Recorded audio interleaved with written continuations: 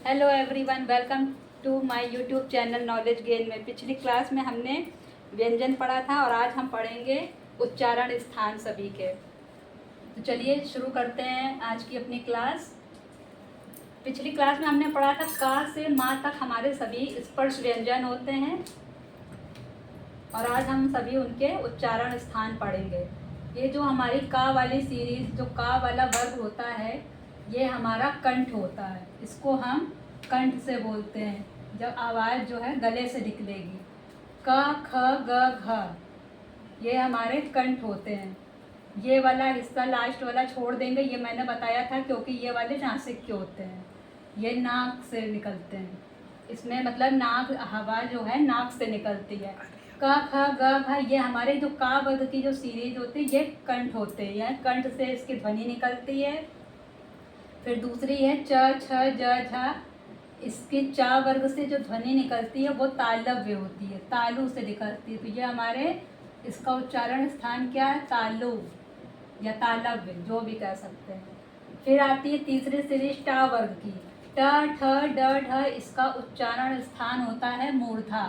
अब सबसे ज़्यादा कंफ्यूजन यही होती है कि मूर्धा होता क्या। पहले हम ये जानेंगे कि मूर्धा क्या होता है। मूर्धा होता है जो तालु का, हमारे मुंह में जो दांत के पीछे का जो हिस्सा होता है तालु ऊपर का, तो तालु का अगला या पिछला भाग ही, जिसमें उच्चारण के समय जीभ की जो आगे की जो नोक होती है वो हमारे तालु को ऊपर छूती है। तो आप जब उच्चारण करेंगे ट का, तो आप देखेंगे जीभ मुड़ करके लुढ़केगी आगे। ट ठ ड ढ वो हमारे मूर्धा होते हैं। आप बोल कर देखिए अपने आप से। फिर नेक्स्ट है ता वर्ग। ता वर्ग की जो ध्वनि, जो उच्चारण स्थान होता है, वो हमारा दंत होता है। कहाँ से बोलते हैं? दंत।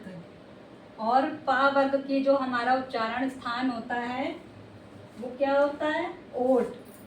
ये ओठ से बोले जाते हैं, ओष्ठ से। इसको याद करना भी आसान है, कचट तप याद कर लेंगे।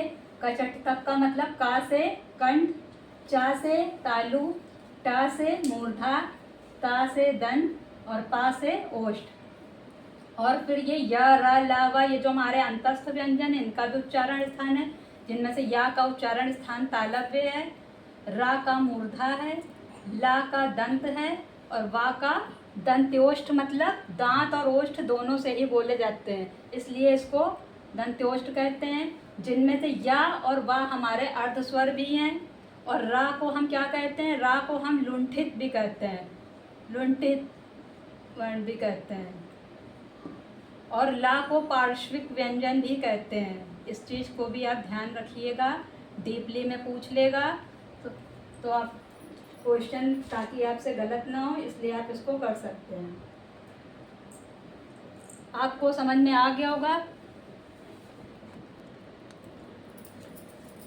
या का तालव्य स्थान मैंने बताया था, ला का उच्चारण स्थान तालव्य होता है और रा का स्थान होता है उच्चारण स्थान मूर्धा। और रा को हम लोग लुंठित वर्ण भी कहते हैं। ला का उच्चारण स्थान दंत है और इसको हम लोग पार्श्विक व्यंजन भी कहते हैं। पार्श्विक व्यंजन क्या होते हैं? हवा जीभ के अगल बगल से निकलती है।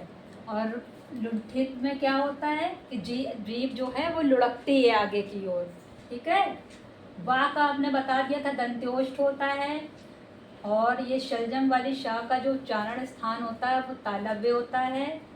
सा का दंत, श का मूर्धा, हा का उच्चारण स्थान कंठ होता है और हा को हम लोग काकल्य वर्ण भी कहते हैं।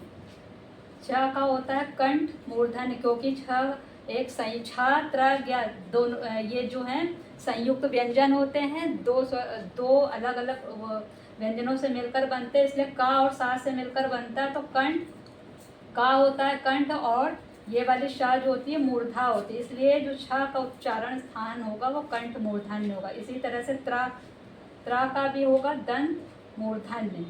और ज्ञा का क्या होगा? तालव्य नासिक, क्योंकि तालु और नासिक हो जाएगा।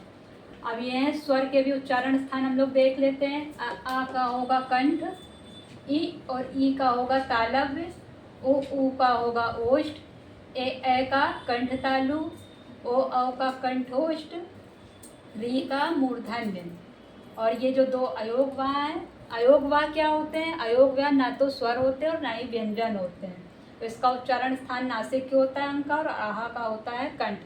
थैंक यू, मिलते हैं नेक्स्ट वीडियो में, तब तक के लिए बाय बाय।